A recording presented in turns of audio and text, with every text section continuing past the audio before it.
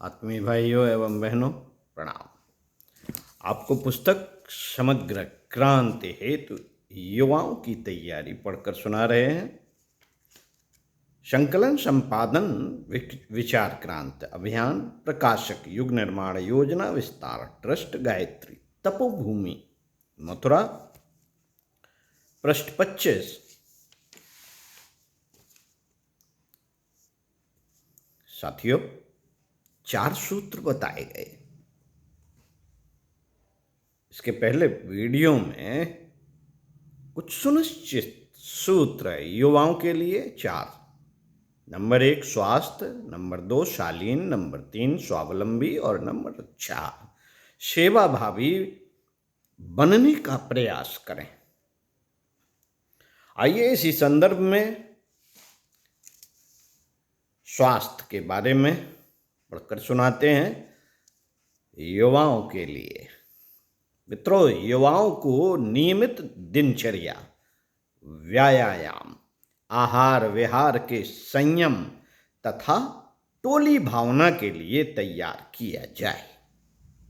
स्वयं तैयार हो और युवाओं को भी तैयार किया जाए। भारतीय संस्कृति समग्र स्वास्थ्य की पक्षधर है। विश्व स्वास्थ्य संगठन WHO ने विधेयात्मक स्वास्थ्य को परिभाषित किया है।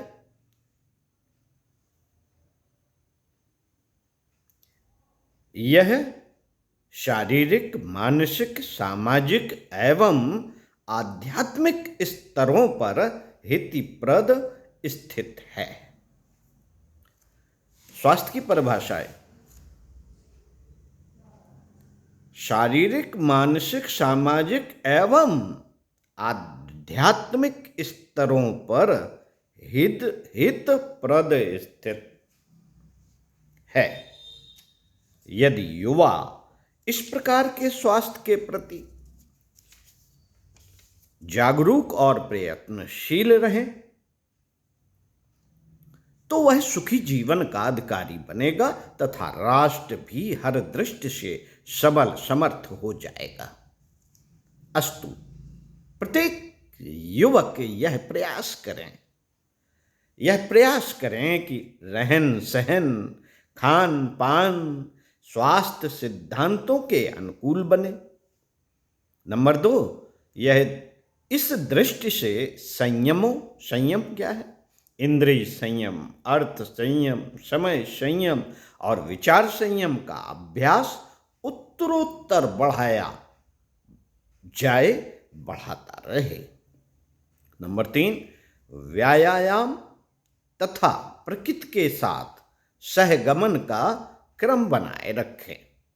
नंबर 4, उक्त क्रमों को अपनाने के साथ प्रभाव क्षेत्र के साथियों के जीवन में भी इन्हें विकसित करने के प्रयास करें। पहला हो गया स्वास्थ्य, दूसरा शालीनता। मित्रों, युवा वर्ग में सज्जनता, सुसंस्कारिता, स्वच्छ मन, निर्व्यसनी होने के सूत्रों को समावेश किया जाए। जीवन में साधना का महत्व भी समझाया जाए और समझा जाए। शालीनता के अभाव में शक्तियां भटकती, बिखरती और अनिष्टकारी प्रयोजनों में लगती देखी जाती हैं। अस्तु, व्यक्ति और राष्ट्र में सामर्थ्य का विकास करने के साथ शालीनता का भी विकास करना जरूरी है। पूज्य गुरुदेव ने कहा है, शालीनता बिना मोल मिलती है, लेकिन उससे सब कुछ खरीदा जा सकता है। ईश्वर ने मनुष्य में शालीनता के विकास की अनंत संभावनाएं समाहित कर रखी हैं। इन्हें संकल्प पूर्वक विकसित भर किया जाना जरूरी है। श्रेष्ठ कर्तव्यों, उत्तरदायित्वों को स्वीकार करते हुए अपनी शक्तियों, विभूतियों को निरहंकारिता और विनम्रता के साथ उनमें नियोजित होते रहने की प्रवृत्ति को शालीनता कह सकते हैं। अस्तु प्रत्येक युवक प्रयास करे। कौन सा प्रयास करे?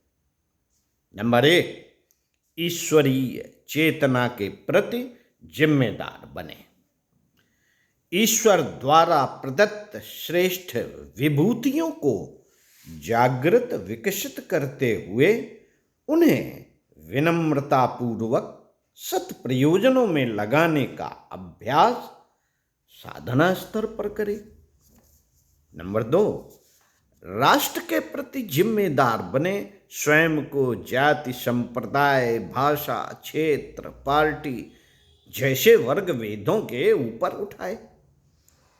राष्ट्र एवं समाज द्वारा प्राप्त अगणित सुविधाओं के प्रति कृतज्ञ भाव रखे।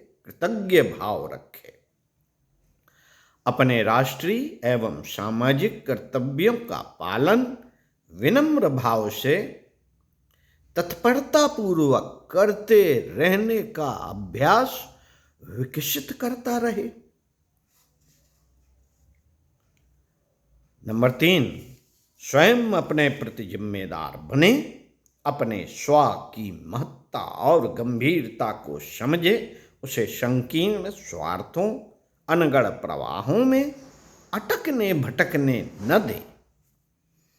पदार्थों को इंद्रियों से, इंद्रियों को मन से, मन को बुद्धि से और बुद्धि को ईश्वरीय चेतना, आत्म चेतना से नियंत्रित सुसज्जित करने की साधना करता रहे। नंबर 4, इन सभी प्रक्रियाओं को अपनाते हुए अपने प्रभाव क्षेत्र को भी इसी दिशा में बढ़ाने का प्रयास निष्ठापूर्वक करता रहे। तीसरा सूत्र स्वावलंबन।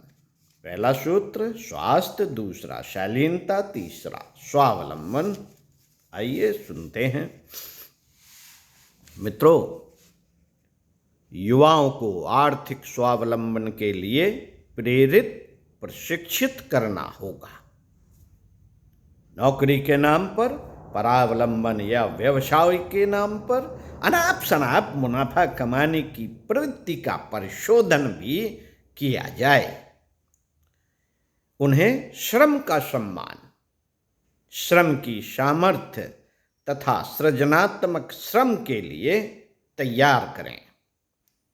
उन्हें सहकारिता एवं प्रामाणिकता का महत्व और अभ्यास कराते हुए कुटीर उद्योगों, ग्रामोद्योगों, लघु उद्योगों के लिए प्रशिक्षित करना होगा। आर्थिक स्वावलंबन के साथ समग्र आत्मावलंबन की दिशा में भी प्रेरित किया जा सकता है। मित्रों, केवल आर्थिक स्वावलंबन अधूरा होता है। समग्र स्वावलंबन के लिए सांस्कृतिक और आर्थिक दोनों ही जरूरी हैं। यह दुनिया विश्व विधाता ने गुण दोषमय बनाई है। हर क्षेत्र में कुछ श्रेष्ठताएं और कुछ हीनताएं रहती हैं। हीनताओं से बचकर श्रेष्ठताओं को चुनने एवं अपनाने में हर व्यक्ति को स्वावलंबी बनना होता है।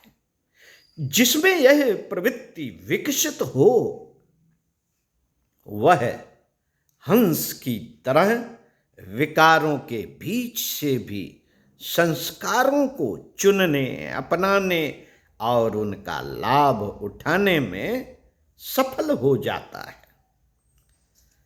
जिसमें यह स्वावलंबन नहीं होता, वह सीखने के नाम पर लोगों की अनगढ़ नकल करता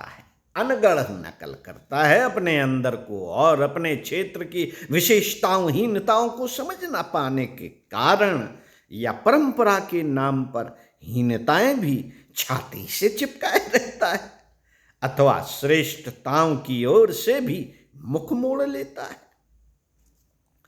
पहली तरह के व्यक्ति अपने अपनों को अनगढ़ नकल करते हैं, अपनों की अनगढ़ नकल करते हैं।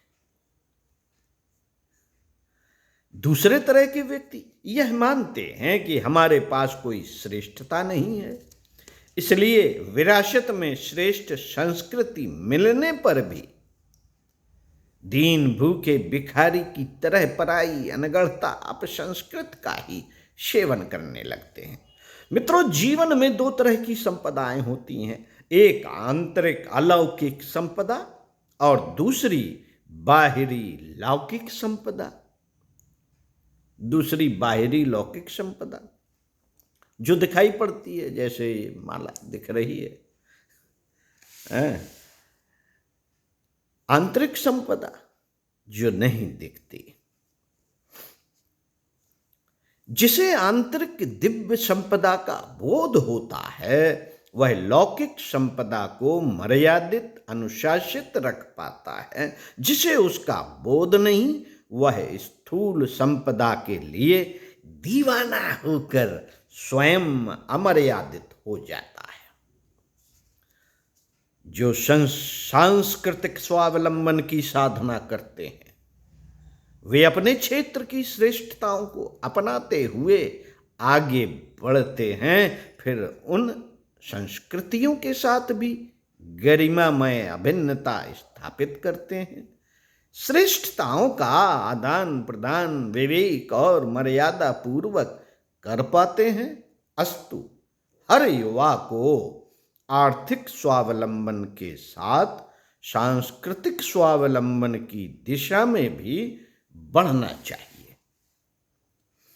स्वावलंबन एक श्रेष्ठ वृत्ति है जो हर दिशा में फलित होती है, जैसे गौरवबोध, मनोरंजन, व्यवहार, आर्थिक आदि सभी क्षेत्रों में उसका प्रभाव दिखता है।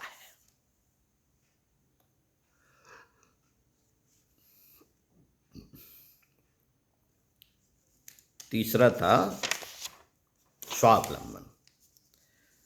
तो गौरवबोध कैसे होता है? अगर आप स्वयं कुछ करते हैं, दूसरों के ऊपर निर्भर नहीं है, तो गौरवबोध होता है। हर युवक यह अनुभव करना चाहता है कि मैं श्रेष्ठ हूं।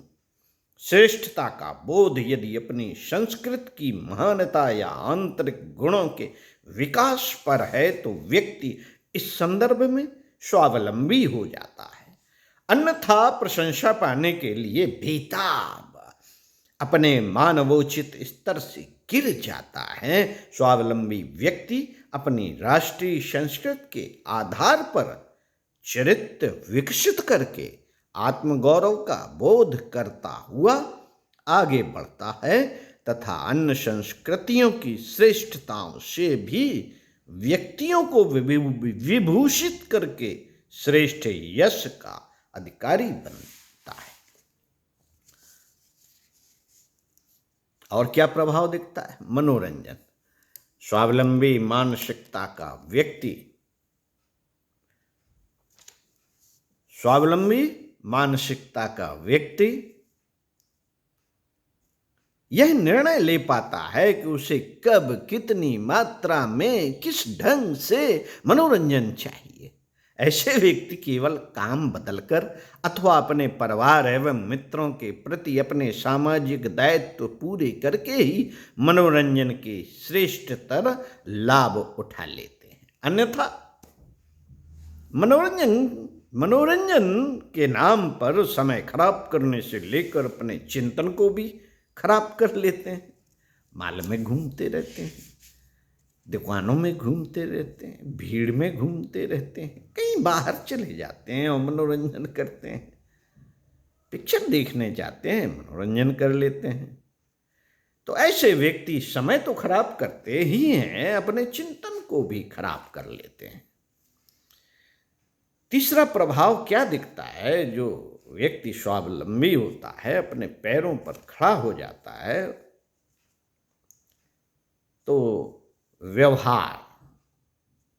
स्वावलंबी प्रकृति के व्यक्ति अपने सामने वाले व्यक्ति के गुणों, समय की अनुकूलता, अपने नैतिक दायित्वों के बीच संतुलन बिठाकर उचित व्यवहार कर लेते हैं।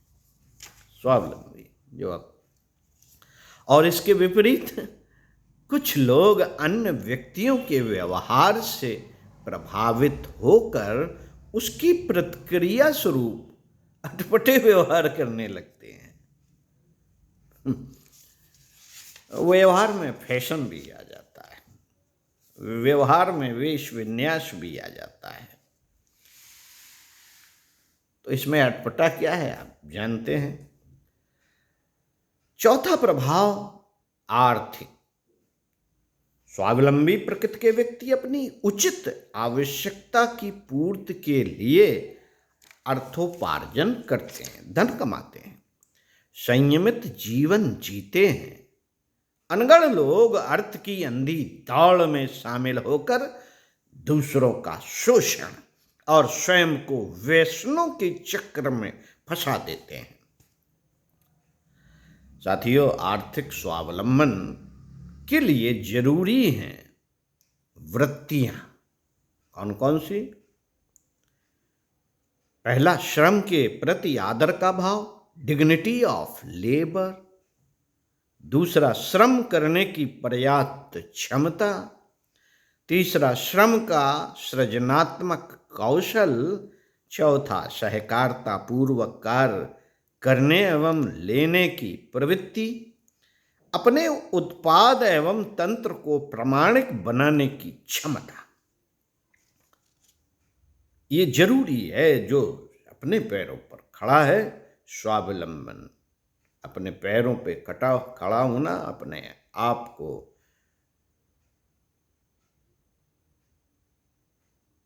स्वावलंबी कहलाने वाला व्यक्ति। देखा गया है कि उक्त जो 4-5 गुण बताए हैं, उक्त गुणों के अभाव में अच्छे प्रशिक्षण, पर्याप्त लागत एवं समुचित बाजार मार्केट उपलब्ध होने पर भी लोग असफल हो जाते हैं। उक्त वृत्तियां होने पर सामान्य स्थिति के लोग भी सहयोग एवं साधनों के सहारे उन्नति कर जाते हैं। साथियों, ये स्वावलंबन का विषय थोड़ा लंबा हो गया। चलिए, अब रह गया है चौथा विषय, सेवा भाव। सेवा भाव के साथ साथ आंदोलन के व्यवहारिक सूत्र भी बताएंगे आपको अगले वीडियो में। सुनते रहिए, स्वाध्याय सत्संग करते रहिए, चिंतन मनन जरूर कीजिए। ओम शांति।